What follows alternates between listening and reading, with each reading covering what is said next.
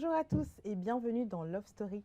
Je suis Simone et je vous accueille dans l'émission qui parle des relations avec soi et avec les autres, prouvant qu'il est possible de rebondir en toutes circonstances. Alors je vais vous présenter mes invités. Bonjour Pasteur Christian, bonjour Pasteur Evelyne.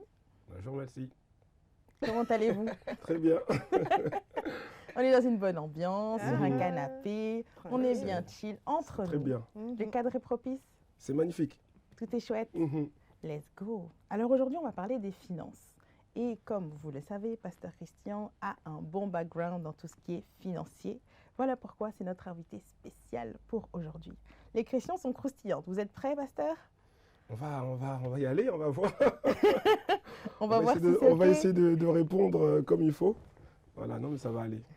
Alors la première question est, à quel moment doit-on parler de finances dans le couple? Dans le couple. Le couple, Qui est déjà faut formé définir le ou, couple. Le À couple, quel qui est déjà formé. Ça veut Peu dire importe, quoi? fiançailles, mariage. Je dirais plutôt cheminement. En cheminement. un cheminement. Ok. Je dirais que, après, je sais pas s'il y a vraiment un moment, comment dire, propice. Je crois que il faut pas en parler trop tôt, hein, mais en revanche, il faut quand même observer ce qui se passe. Parce que même si on ne parle pas d'argent, en fait, l'argent parle. Voilà, quand je dis l'argent parle, c'est que si on commence une relation avec une personne avec laquelle on commence à cheminer, hein, en but d'aller plus loin dans les fiançailles et ensuite le mariage, on ne peut pas commencer tout de suite à parler d'argent. Voilà. Le problème avec l'argent, c'est que la Bible dit que l'argent, c'est une racine de... L'amour de l'argent, pardon, est une racine de tous les maux.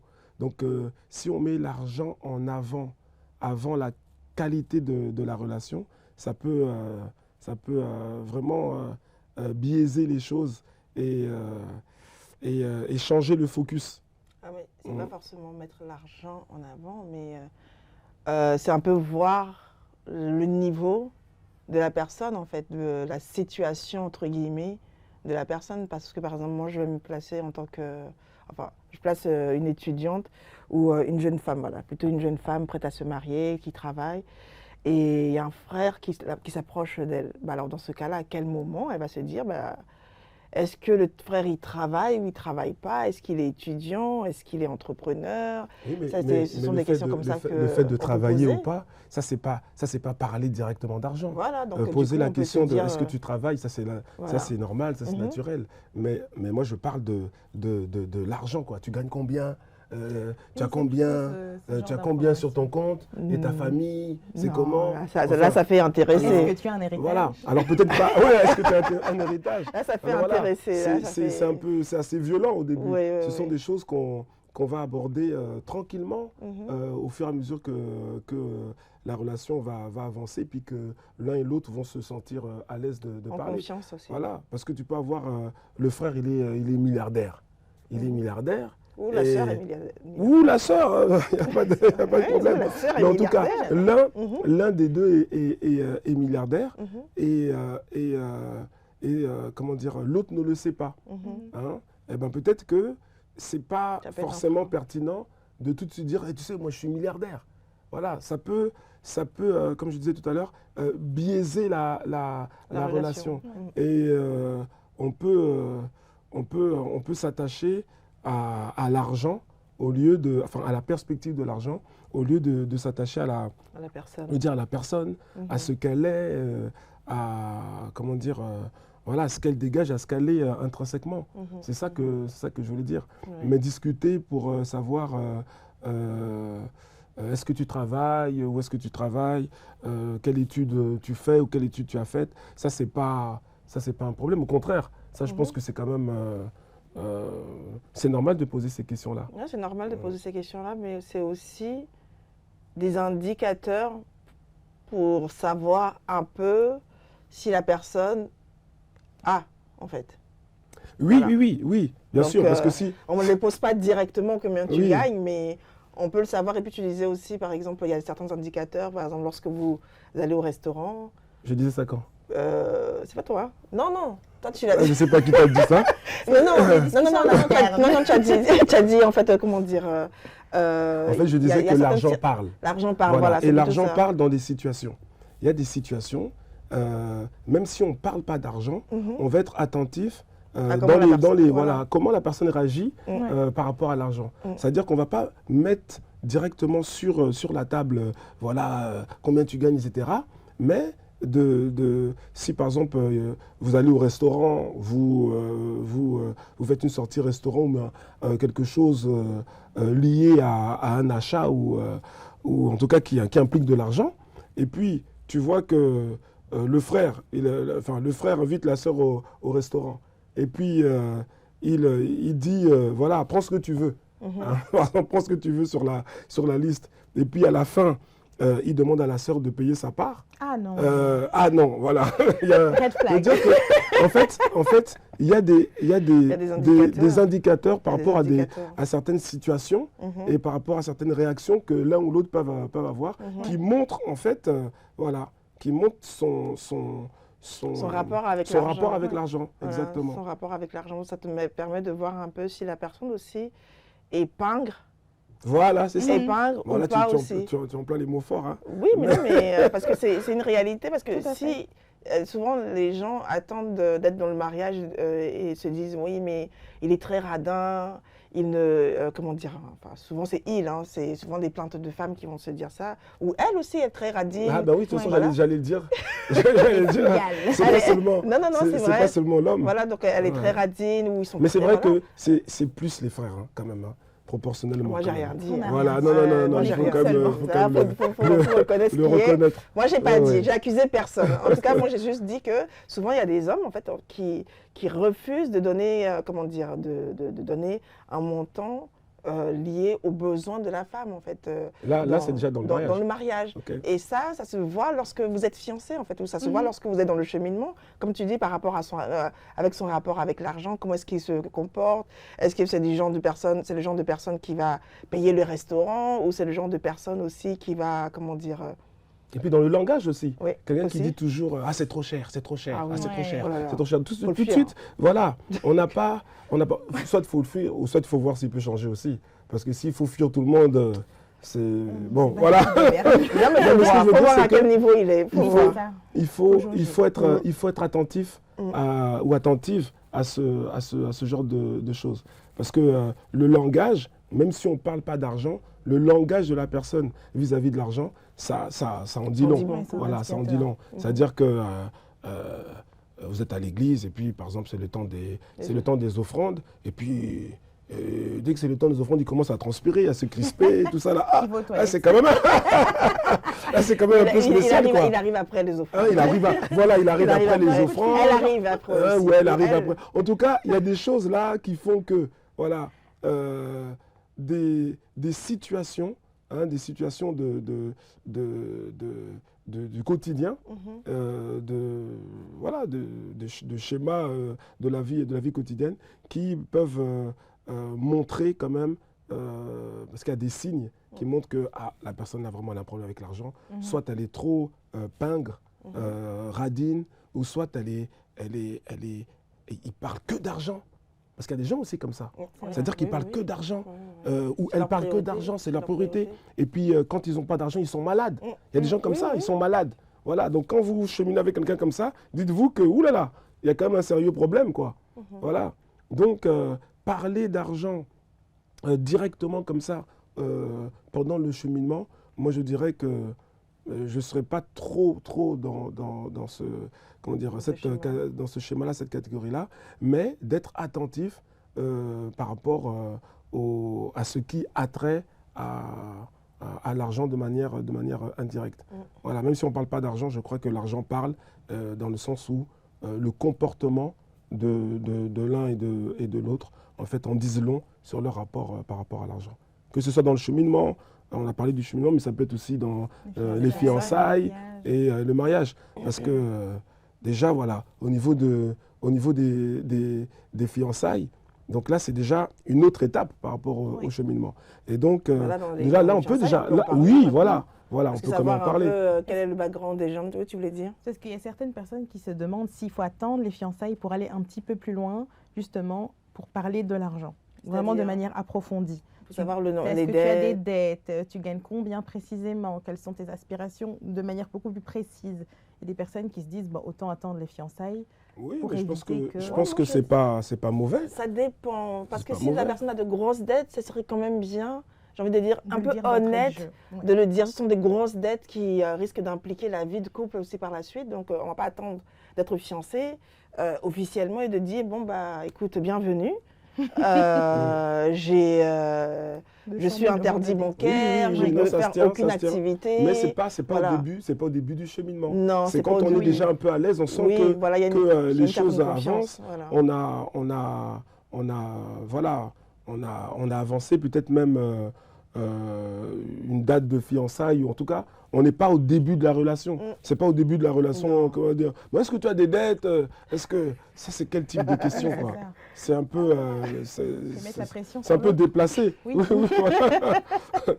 C'est un peu déplacé, mais c'est vrai Ouais. qu'on ne peut pas se retrouver trop loin dans le processus et puis la personne elle cache tous les... Et c'est comme si tout, c'était tout c'était ce qu'elle a. volontaire aussi. Voilà. Oui, oui, C'est un oui. mensonge. Voilà. C'est vrai. Ah oui. Ouais, ouais. C'est-à-dire qu'il a des dettes, ou Elle- elle a des dettes, Mhm. hein, des dizaines de milliers d'euros de dettes, et puis il le dit pas, ou elle le dit pas, et puis c'est arrivé dans le mariage, à un moment donné où les courriers commencent à arriver, Oui, c'est ça. on se rend compte que, ah oui, mais, Il y a d'autres ça même- change quoi? Il y a Ça d'autres change même, quoi? c'est dans les Il y en a, ils fiançailles qu'ils disent ça. découvrent ça, parce qu'au moment de commencer à préparer le mariage, à faire les achats, parce que C'est ça. quand on est dans les préparatifs, maintenant il faut commencer à Très signer, vrai. à faire les virements, à signer les chèques. Oh non, je me L'autre, charge il a, de telle chose. voilà, l'autre, il a jamais Voilà. de quoi... Oh, avance, Oui. avance, maintenant il faut prendre Fais, je te l'appartement. rembourserai. Voilà. Oh, bah non, mais tiens, je pense que c'est mieux que ça passe sur ton compte. Et c'est Ouais. cela. Là, vraiment, faut être alerte, en fait, se dire que, ah, je sais pas. Mm. Je sais pas si on peut se dire on peut se montrer les comptes un peu. Je sais pas. Montrer en tout cas sur le cheminement, au niveau du Non, pas le cheminement, ça, cheminement, voilà. dans les Mais fiançailles. après, oui, dans les fiançailles, c'est quand même déjà un acte fort. Ouais. Mhm. C'est-à-dire qu'on est en train de se dire, voilà, on décide de faire le travail pour aller jusqu'au mariage. Mhm. C'est pas un amusement. Les familles, au niveau des fiançailles, les familles sont impliquées déjà, hein. Et donc là, oui, là, je pense qu'on peut quand même aborder le point. Oui. On aborde le point, mais est-ce qu'on se montre les comptes? Si on demande, enfin, moi j'ai l'impression que si on demande, on exige de voir les comptes, c'est comme si on n'avait pas une confiance l'un Oui, mais envers l'autre aussi. on n'est pas obligé d'exiger de voir les comptes. Mais on Moi, peut je le pense que demander. on peut le demander, mais si on le demande, ça veut dire qu'il faut qu'il y ait eu des éléments Ah, voilà. qui... Voilà, parce Qui que s'il n'y a montrent pas que- d'éléments, on ne va pas dire, ah maintenant, montre-moi tes comptes. Ouais. Voilà. C'est un peu bizarre. Oui, ça fait... C'est pas trop... Enfin, c'est Ouais. bizarre. Mhm. Mais s'il y a eu des signes avant-coureurs qui montrent voilà, que les choses ne sont pas très fiabilité de la claires, personne. on peut peut-être dire, ah mais ce serait quand même bien qu'on puisse faut pas dire montre-moi tes comptes, peut-être dire on va se montrer Oui, nos comptes, mutuellement, parce que nos comptes. on va fonctionner d'ici peu ensemble, quoi. Ouais. Voilà. Ouais. Alors, on a une autre question qui vient d'une femme qui se pose « Puis-je accepter de réduire le niveau de vie dans le mariage si de base, je m'entretiens et prends soin de moi matériellement Ah oui.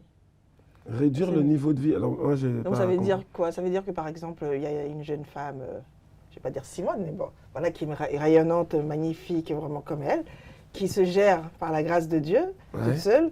à Ah un oui, je certain comprends. niveau, Ouais, et donc ouais. maintenant, Et après, quand tu elle- rentres dans le mariage et puis là, on te Et dit c'est- que non, Voilà, parce qu'on a laisse, une- laisse les cheveux comme ça, On n'a pas besoin, c'est tu des veux le maquillage artifices, seulement ici et pas en bas. ça coûte trop cher. Ouais. Qu'est-ce que vous en dites? Mais moi, je pense que tout ça là, il y a Ça se des- voyait déjà il y a avant. il y a des choses qu'il faut débattre ou discuter avant. Voilà. Comment est-ce qu'on va s'organiser une fois marié? Comment est-ce qu'on va s'organiser? C'est quelque chose, sont des sujets qu'il faut aborder. Oui. Parce que sinon, après, il y en a qui se retrouvent dans le mariage et puis c'est totalement, enfin, c'est la catastrophe parce qu'ils ne se comprennent pas, ils ne s'entendent pas. Voilà. Donc, il y a des choses pour lesquelles il faut se mettre d'accord. On se met d'accord, comment on va fonctionner, quels seront les revenus du foyer, hein, quelle est la part, la part des revenus qui viennent par l'homme, celles qui viennent par la femme, et comment on organise tout ça. qu'est-ce qui va en épargne, qu'est-ce qui va pour les charges courantes, qu'est-ce qui va pour chercher à investir, qu'est-ce qui va pour...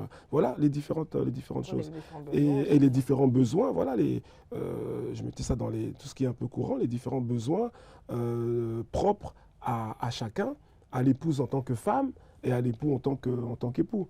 Voilà, vaut mieux en parler pour éviter de se retrouver dans des situations compliquées. Et c'est là, en fait, qu'au regard de la répartition générale, on va, pouvoir parfois accepter peut-être de réduire un peu la voilure parce qu'on a un projet de famille qu'on veut faire avancer un peu plus vite. Voilà. Mais on ne peut pas non plus quand même aller de 100 à 0 ou de 0 à 100. C'est-à-dire que si c'est la sœur, voilà, la sœur qui quand elle était célibataire, elle prenait soin d'elle, elle avait quand même un certain niveau de vie et puis de prise de soins personnels. Si après il faut la retrouver comme une zombie, c'est quand même c'est pas appréciable. Mais on peut peut-être réduire la voilure par rapport à certains projets. Oui. Et puis après, la vérité aussi, c'est que dans le cheminement de la vie, de la vie de couple, de la vie de famille, il peut arriver aussi des moments dans la vie financière qui sont un peu plus difficiles. Et là où il faut réduire la voilure sur tous les pôles d'utilisation des finances. Voilà. Il faut pouvoir s'adapter, mais je crois que ce qui est vraiment important, c'est d'en discuter quand il en est encore temps. Et je pense qu'au niveau des fiançailles déjà, on peut vraiment en parler. Après, dans le couple, si ça n'a jamais été le cas, on peut le faire à tout moment. Voilà, on peut le faire à tout moment. Mais c'est même mieux d'en parler parce que sinon, ça fait que la personne qui le vit, qui le subit, elle le prend de plein fouet et elle ne comprend pas. En fait, elle va se dire, mais il y a eu une arnaque quelque part, je me sens lésée, c'est pas ce qu'on s'était promis, c'est pas ce qu'on s'était dit. Tu m'as bien vu comment dire. Quand ils se sont promis, quand ils se sont dit, alors là, oui, il y a quelque chose. Non, mais s'ils n'ont rien dit, là, c'est différent. C'est pour ça qu'il faut en parler. Oui, mais voilà. C'est pour ceux qui n'en ont pas parlé, qui se retrouvent maintenant dans la relation, ils vont se dire, mais mince, je me sens comme piégée, en fait. Oui, je me sens comme piégée et là, je ne sais même pas comment faire pour m'en sortir. Mais là, maintenant, tu donnes comme conseil, c'est que peut-être mieux de s'asseoir et de discuter ensemble, de communiquer ensemble, de se dire, peut-être là, il y a une vision, on part quelque part. Et par rapport à là où on va, où j'aimerais qu'on puisse aller tous les deux, va falloir maintenant tous les deux qu'on fasse des efforts. Et c'est tous les deux, c'est pas juste une seule personne qui doit faire des efforts, genre, ah non, tes cheveux coûtent trop cher, ton maquillage coûte trop cher, tes vêtements tous les mois, il achète des Weston, quoi. Oui, voilà, donc c'est tous les deux, on se dit, ok, d'accord, on part là, comme on part là, on décide de serrer d'arrêter certaines dépenses pour pouvoir simplement nous permettre d'arriver à ce niveau-là, en fait. Donc, je pense qu'il faut prendre le temps de vraiment échanger, pas juste « Ah, non, je suis le chef de la famille, c'est moi qui ai la vision, je sais où on va, on réduit, réduction de charges, hop, et puis on y va. » Donc là, ça va créer des frustrations inutiles, en fait, dans le cœur de l'autre qui le subit. Donc, ce serait vraiment dommage. Et moi, il y a aussi une question, alors peut-être qu'elle n'est pas posée, mais moi, j'aimerais bien qu'on en parle. C'est des gens qui sont dans le cheminement ou dans les fiançailles, et puis avant le mariage, en fait, ils décident d'acheter ensemble. Oui. C'est-à-dire d'acheter, de faire une acquisition, acheter un bien immobilier. C'est-à-dire qu'ils veulent faire une acquisition immobilière, alors qu'ils ne sont pas encore mariés. C'est-à-dire qu'ils sont en cheminement, ils sont dans les fiançailles, et ils achètent. Parce que parfois, c'est des choses qu'on voit. Alors peut-être qu'on peut en parler. Moi, c'est pas du tout ce que je recommande. Parce que la vérité, c'est quoi? C'est que les fiançailles, à tout moment, ils peuvent être rompus. Pour une raison, X, Y, et pas forcément des raisons farfelues. Ça peut être aussi une raison légitime. Alors si maintenant vous vous êtes engagé pour acheter un bien, et que vous êtes engagé et le frère, par exemple, il se met à manifester certains signes de violence, par exemple. Je donne un exemple, envers la sœur. c'est-à-dire violence verbale, et puis un jour, il lève la main sur la sœur. Alors, le fait d'être engagé financièrement sur un gros projet, eh ben, ça peut amener la sœur, en fait, à te remettre en question. voilà, non, pas à remettre en question, justement, à laisser la situation, comment dire, voilà, prendre le dessus sur le danger qu'il y a de rentrer dans cette relation avec quelqu'un qui s'avère être violent verbalement et physiquement, déjà au niveau des fiançailles. Oui. Parce que si pendant les fiançailles, moi je dis souvent que si pendant les fiançailles, il te crie dessus, pendant le mariage, il va te taper. Si pendant les fiançailles, il te tape, pendant le mariage, il va te tabasser. Si pendant les fiançailles, il te tabasse, pendant le mariage, il va te tuer. Oui. Voilà. Parce que ça va toujours crescendo. Donc on peut se retrouver à cause d'un lien financier, en fait, en train d'accepter des comportements ou en tout cas de faire semblant de ne pas voir la réalité d'un véritable problème. Donc, voilà, pour dire simplement que quand on n'est pas marié, on évite d'aller s'engager dans des choses trop compliquées. Ce que moi je recommande, peut-être, c'est quoi? C'est de dire, même si vous voulez acheter, c'est très bien, vous préparez les achats avec vos épargnes et tout, mais vous commencez d'abord, vous prenez une petite location quelque part, même si c'est 3 mois, même si c'est 6 mois, 1 an, et puis après vous achetez. Parce que sinon, ça peut vous emmener dans des choses très, très, très compliquées. Voilà. Merci beaucoup pour cette question. C'était très, très intéressant parce que c'est important de mettre l'emphase dessus. Il faut faire toute chose avec modération. Il faut en parler un maximum et parfois le plus tôt possible. Je vous dis merci à vous, Pasteur Christian. Merci à vous, Pasteur Eva, pour cette émission. Et on se retrouve très bientôt. Suivez-nous entre-temps sur nos réseaux sociaux, @couple-radieux sur Instagram.